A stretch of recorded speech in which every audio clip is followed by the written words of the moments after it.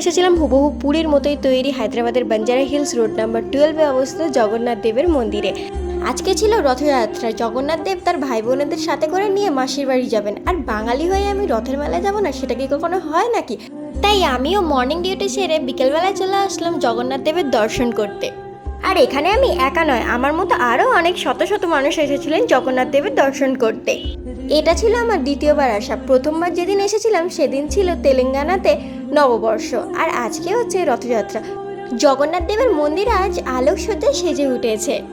আগেরবার যখন এসেছিলাম তখন প্রসাদ নেওয়া হয়নি, তাই এবারে প্রসাদ নেবো বলে ভাবলাম, কিন্তু এখানে এসে দেখলাম যে সব প্রসাদ শেষ হয়ে গেছে আমরা আসার আগে।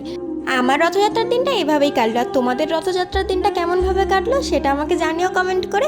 দেখা হবে পরের কোনো মিনি ব্লগে। ততক্ষণ সবাই খুব ভালো থেকো, সুস্থ থেকো, আর আমার সঙ্গে বলো জয় জগন্নাথ।